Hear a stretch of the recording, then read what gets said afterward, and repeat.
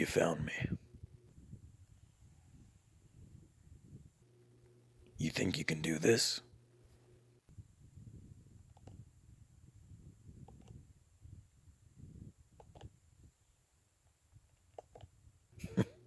Well, you better do it before I do.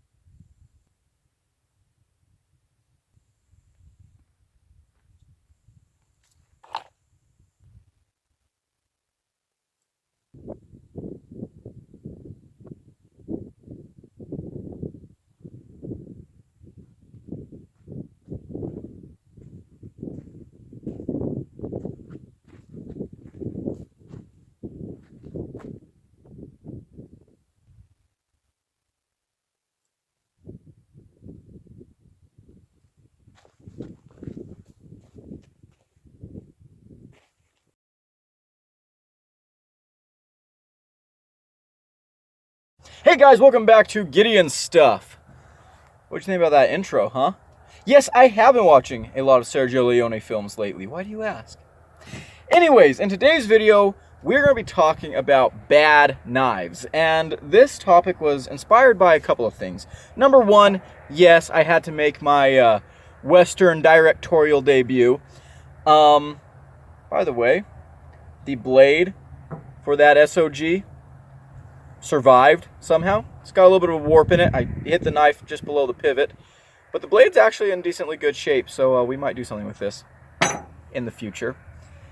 But also, this knife has really kind of inspired this topic. This, of course, is the Ozark Trail Bug Out Killer, and I've seen a lot of discord around this knife, or discourse around this knife online recently. Some people saying that it's garbage, trash, absolutely terrible. People saying that it's the second coming of Christ. The reality is somewhere in the middle, right? But a lot of people have been calling this a bad knife.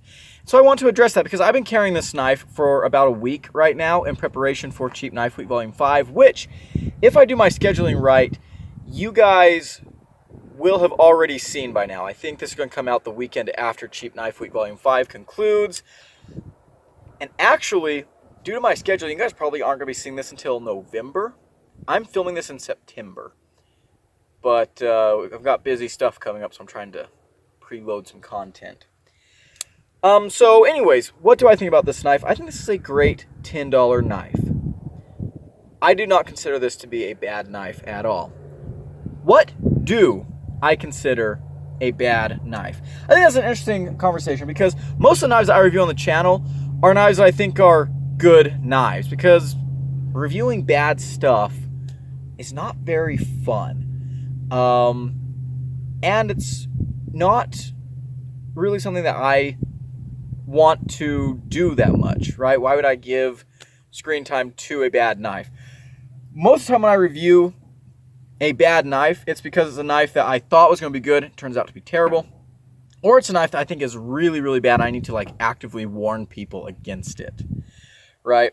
So here on the table, I've got a couple of different knives thrown out here. And the first thing that I want to put on the table is that bad elements do not make a bad knife. So for example, this Camillus Classic. This is a very, very cool knife. However, the fit and finish on these scales kind of sucks. That's kind of bad. But the knife itself is a good knife. This is a usable knife. It's a functional knife. This is a good knife overall. Something else might be like the CRKT Squid. The detent's a little bit light. You know, you can get it, but the detent is just a little bit light. Does that make this a bad knife? No, absolutely not. So what is the thing that makes a knife a bad knife, in my opinion? A bad knife is a dangerous knife. Okay, so what makes a knife dangerous? A couple of things. Number one, the lockup is not secure. If your knife is supposed to lock and it doesn't lock, that's bad. That's a dangerous knife. Locks are safety features, and if your lock is not functioning, that's a hazard to the user. Bad ergos are something that is dangerous. The SOG Cash Card had horrendous ergos. Horrendous ergos. And when you have bad ergos, you lose control of your knife, and you're more likely to make a mistake and injure yourself. The next thing, blades that have terrible geometry or even like subpar steels. If your knife is made out of a pot metal that does not sharpen properly, you cannot get a good edge on it, that's a dangerous knife. That's a dangerous knife because a dull knife is a dangerous knife, right? If your knife has geometry that just doesn't allow it to cut effectively and you're having to really like bear down on it to cut through material, that's a dangerous knife because you're putting undue stress into making that cut and you're increasing your chances of an accident happening that results in your injury. As you guys know, when I review a knife, I normally end the review by asking myself the question, would I recommend this or not? And if I say, no, I don't recommend this knife, that probably means it's a knife that I consider to be bad. Most of the time, even if it's a knife that I don't like there can be a knife that I absolutely tear to shreds. A knife that I absolutely hate the aesthetics of. I hate the action. I hate the ergo, blah, blah, blah, blah.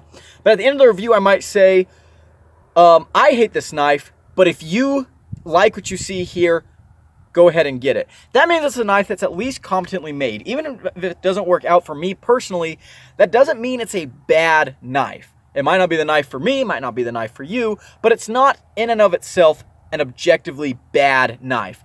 Reviewing gear is very subjective. Reviewing anything is subjective, right? There's a large amount of information that I throw into my videos that is purely subjective. I try to be as objective as possible, but when you're reviewing as many knives as I review, you know, you notice things that are more to your liking than other things, and so things that are not to your liking become a big deal. But I really do try to make it clear when a knife is objectively bad, and you should stay away from it for your own safety.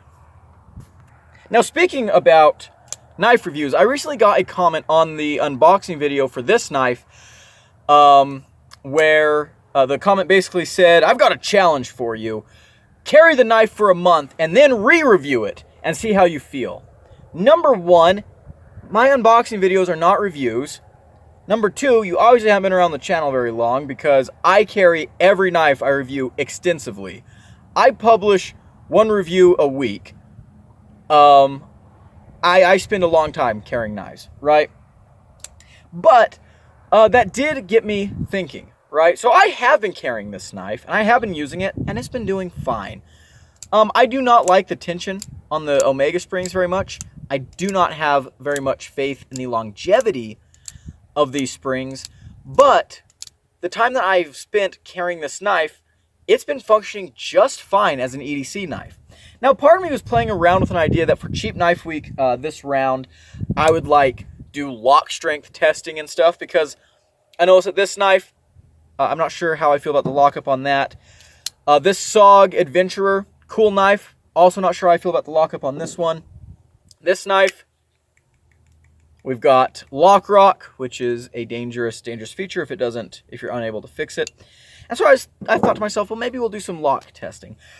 Maybe we'll maybe I'll devise some kind of device and we'll just, beat the crap out of these locks. But I decided against that because, number one, I haven't done that for any other version of Cheap Knife Week. And number two, I don't do that on my channel, right? I use knives the way they're meant to be used. And that is an important distinction because, I could take this knife and I can use it as an ice pick, right? Let's say, I don't know, I'm deciding I'm going to get into sculpting ice sculptures in the middle of the Chihuahuan Desert. Weirder things have happened, I guess. but I go to this big block of ice and I just start hacking at it like that. And then maybe the lock fails or I snap the tip off and I'm like, oh, it's a garbage knife. That's not really fair because that's not what the knife is meant for, right? I could take this knife right now and I could take this hammer and I could put this knife on a rock and smash with a hammer and say, oh, it broke, bad knife. No. So just carrying and using this knife as a regular EDC, I'm not doing anything extra with this knife. It is holding up. And so that's why I'm going to call it a good knife, or at least a not bad knife, because through just normal use, I'm not suffering from any endangerment to my health. And this is something I've always tried to stick to on the channel. I use knives the way they're meant to be used. I say I don't do testing, which I don't, that's kind of a lie. I do have some videos where I'm like testing knives, but when I review a knife, I just carry it and use it as a knife in the way it's intended, and then I review it based off of that, right? I would not review a cold steel machete as an EDC knife because it's not an EDC knife. I would not carry a machete around with me to work and stuff and use it to cut my sandwich and everything and then give it a review based on that. I just wouldn't do that. And on the same token, I would not review this knife as a heavy-duty outdoor bushcraft knife. I like to, I mean, there's a reason that categories exist. There's a reason why we have different knives. So if I am reviewing a bushcraft knife, yes, I will take it and I'll baton with it and I'll make a fire because that's what that knife is meant for. In other words, if I'm carrying and using this knife and the lock fails on me, that's something worth talking about. If I'm just using this to cut some strings one day and that lock fails, that is a problem and that is something to be talked about. But if I take this knife and I put it in a vise and just start wailing on the spine with a hammer and it breaks, what good is that information to you guys? Does that actually translate to real world use? I don't think so. And so I don't think that's a good parameter to say, oh, this is a bad knife. I've mentioned this before, but that's one of the issues that I have with Calculated Survival's baton smash. Love Calculated Survival. But his thing where he takes a club and smacks a knife sideways, I don't think that's a good test. I don't think it demonstrates anything important. Take your and you guys have seen me do this when I review fixed blades. You take that fixed blade, baton through some wood, do some chopping with it, do some splitting, stuff like that. That is fine, aggressive, hard use testing because those are all things that you might be called upon to do with that fixed blade. But smashing it with a club, I'm not sure that that has any real world application. So I think that's a bad bar to set for good knife versus bad knife. Now back to this knife. If I carry this, am I going to notice maybe some decreased performance from the edge retention? Yeah, probably. I will say this has better edge retention than other Ozark trails, so even if it's not D2, I think it's something new for them. But is that enough to say that this is a bad knife? No. Now, when I sharpen this, if I can't get a proper edge on there, that's something to talk about. But that commenter who was saying, carry it for a month and then come back, at the end of the day, you'll see it's just a $10 knife. Well, yeah, maybe I will. But the thing that excites me about this is a $10 knife that, from my use, seems to be a good knife that non-knife people can buy at Walmart. And I think that's something worth celebrating, right? Walmart has not been known for always having great knives. And I would much rather someone goes and buys a knife that's decent than a knife that is bad and dangerous. I think oftentimes in the knife community, and actually life in general, we judge bad on a comparative scale, right? We don't let things just stand on their own merit. And as a reviewer, I like to, as much as possible, make sure that every knife I review from a position of ignoring every other knife in the world and just thinking about that knife right there. Is this knife as good as this knife? No. Actually, a better comparison, is this knife as good as this knife? Absolutely freaking not. This is a fantastic knife. This thing is not a good knife compared to this knife. This is trash. I'm speaking metaphorically, of course. I'm exaggerating. But in a vacuum, taken by itself, when I review this knife, I'm going to say, and of course I have not filmed a review for this yet, You guys can go and watch the review that will be out by this point and see if I eat my words, but as a knife itself, this knife, just as it is, this $10 crossbar lock knife with supposedly D2 steel, is it a good knife? Yes. Yes, it is. Absolutely. A bad knife is bad, regardless of any of the other knives that you've ever handled. Badness is not scalable with goodness, right? They're two separate things. And so if you're putting things on a list of, okay, best to worst here, really that only works if you're working with knives that are good. Or really anything. But this is a knife channel, so we're talking about knives. If I take all the knives in my collection that are good knives, which is most of them, because if they're bad knives, I don't like to keep them around. If I take all my good knives, I can rank them from best to worst. But even the ones in the worst category are going to be good knives. And the same thing with bad knives, there's a scale of badness. You can have the worst of the worst to the least bad knives. The other thing that I think was implied throughout this video, but I'm going to just come out and say it explicitly, is that badness, I have said that word a lot today, badness exists separately from price. And that's something that I see all the time. I review a lot of cheap knives, but something that I see consistently in the comment sections of my videos is that under a certain price point, people just automatically disregard certain things. This was a $15 knife at Tractor Supply. We've got really bad lock rock. Yeah, that's a bad knife. This was a $15 knife at Tractor Supply. We're solid in the hand. We've got good lockup. This is a good knife, right? This knife, this is on loan from old Tonto guy. This is the Beyond EDC Gara, or Gara. Very interesting knife. I dig a lot about this knife, but to my shock, when I review this knife, don't want to spoil too much, I'm probably not going to say that this is a good knife. I'm probably going to be giving this the label of bad knife. This is a like $50 knife. Why am I giving it the label of bad knife? Well, for a while I didn't notice anything was amiss as I was just using the knife. But then I was breaking down some cardboard. And this is a great blade shape for breaking down cardboard. I grabbed a knife like this, very powerful hammer grip, and I'm going through these long passes of cardboard. And I noticed,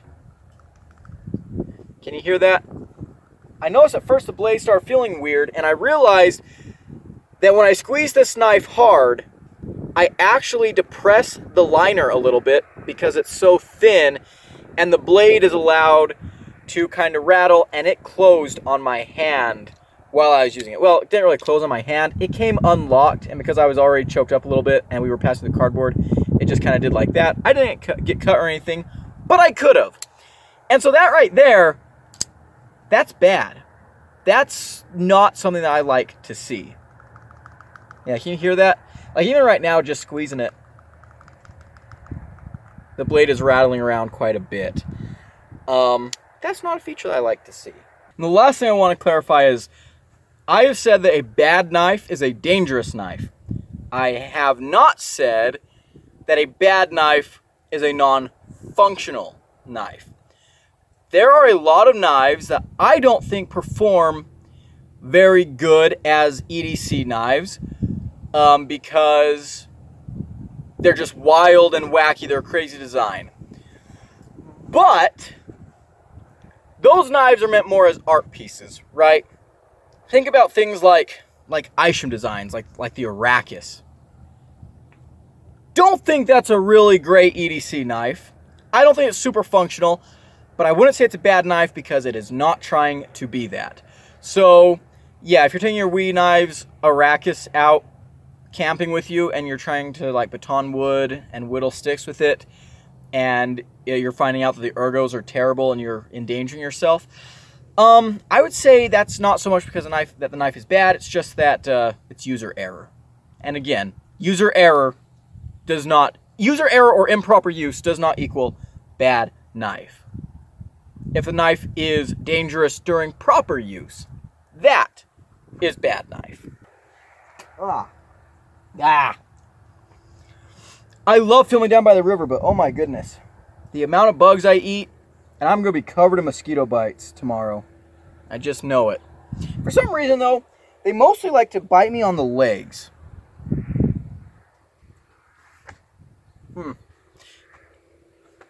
Anyways, damn bugs. Alrighty, guys. Well, that is going to be it for today. Thank you so much for watching.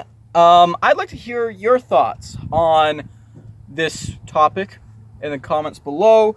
Big shout out to my channel members right here at the cowboy level. I appreciate everything they do. If you want to become a channel member, get access to exclusive perks, there's a button down below. For the rest of you hooligans, thank you so much for watching. If you enjoyed the video, leave it a like, comment below, and subscribe.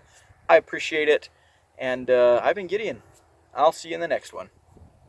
Adios.